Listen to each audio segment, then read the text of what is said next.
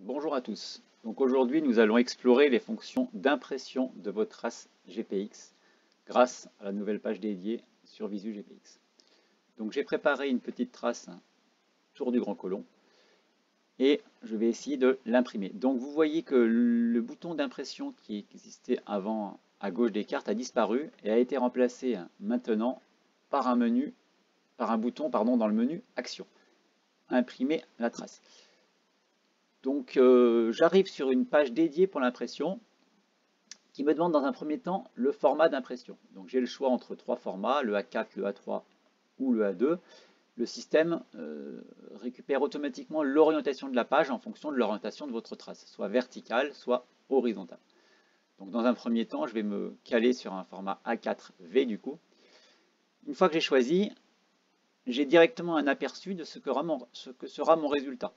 Donc vous voyez que la carte hygiène a été choisie par défaut, que j'ai une marge d'impression de 5 cm, de 0,5 cm entre donc du coup la marge entre la limite de l'impression et le bord de votre future feuille.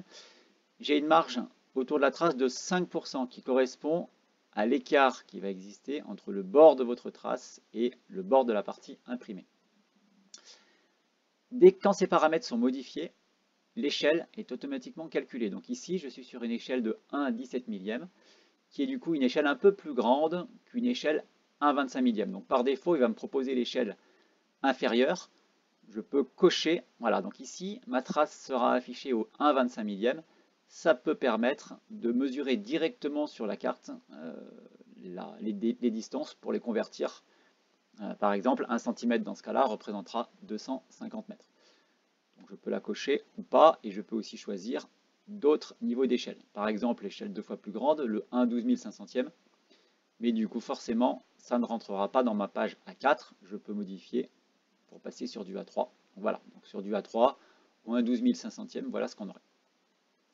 Je vais revenir sur mon format A4, forcer au 1 25 millième, même pas, je vais forcer. Voilà, donc je vais rester dans les paramètres par défaut.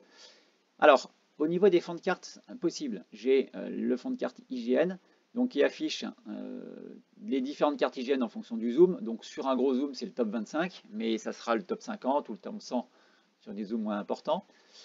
Le top 25 qui affiche le top 25 quelle que soit l'échelle. Le fond de plan IGN, qui est le nouveau format vectoriel de l'IGN. Les trois fonds de carte issus d'OpenTopo, OpenTopo, OpenRando et OpenCycle. Le fond de carte suisse, le fond de carte belge et le fond de carte Esri mondial, et qui est une carte assez sobre sur laquelle se détachent bien les cartes, les traces. En plus de ça, je vais avoir des options d'impression supplémentaires liées à ma trace. Alors, premièrement, la couleur de ma trace. Par défaut, elle est bleue, mais je peux la modifier comme je veux. Par défaut, elle est unie, mais je peux, si je veux, choisir que la couleur, que l'altitude soit colorisée. Donc ici, les faibles altitudes sont en vert, les fortes altitudes en rouge. Je peux choisir aussi de coloriser en fonction de la pente, donc de vert pour les parties descendantes à rouge puis noir pour les parties montantes. Donc je vais revenir sur la partie unie. Dans une couleur unie, je peux choisir de modifier l'épaisseur de la trace, je peux choisir de modifier sa transparence et je peux choisir de définir des pointillés. Donc les deux options transparence pointillé me permettent de découvrir la carte sous la trace. Ça peut me permettre de voir ici par exemple que je suis bien sur le sentier. Ici aussi. Je peux afficher le sens, donc avec des petites flèches qui s'affichent. Je peux afficher les bornes kilométriques. Je peux afficher le départ et l'arrivée. Je peux afficher ou pas les marqueurs. Donc sur ma trace, j'ai deux marqueurs, ici et là. Je peux décider de les afficher ou de ne pas les afficher. Donc là, ils ne sont pas affichés. Alors ces marqueurs, il y a une option supplémentaire. Ces marqueurs, ici j'ai préparé un petit peu les marqueurs dans EditGPX, je peux, si je veux, les détacher. C'est-à-dire qu'automatiquement, l'infobulle sera ouverte et je peux la déplacer où je veux. Donc ça peut permettre d'ajouter des informations supplémentaires à votre trace. Donc ici sur un lac ou un refuge ou n'importe quoi d'autre. Je peux afficher le profil de l'itinéraire. Donc voilà à quoi ressemble mon profil. Alors l'avantage d'afficher les bandes kilométriques, c'est qu'on voit qu'aussi le point haut est au kilomètre numéro 6. Et donc kilomètre numéro 6, voilà, mon point haut, sommet du Grand Colomb. Ce profil peut être modifié au niveau de la taille. Et enfin, je peux afficher, modifier pardon, et déplacer. Et enfin, je peux afficher un cartouche. Donc le cartouche, ça va être une fenêtre neutre où vous pouvez ajouter ce que vous voulez. Donc par défaut, le titre de votre trace et l'activité, mais c'est totalement modifiable. Donc, je peux par exemple définir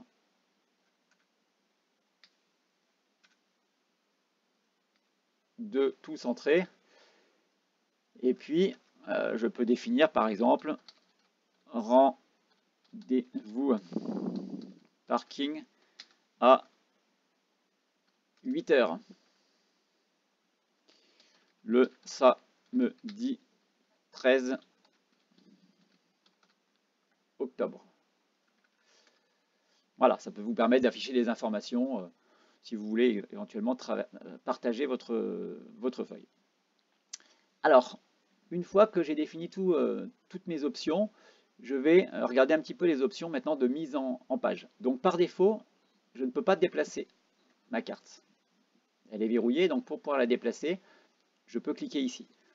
Donc je peux déplacer effectivement ma trace pour effectivement, par exemple, venir centrer, venir positionner un petit peu tous les éléments où je veux. Donc je peux faire comme ceci, tour du Grand Colomb.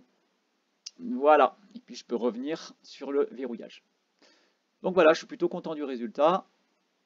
Voilà mon aperçu de ce que je vais obtenir. Et donc je peux maintenant procéder au téléchargement. Donc je peux soit télécharger un fichier PDF format A4 pour impression, soit simplement une image. Je pourrais faire ce que je veux avec.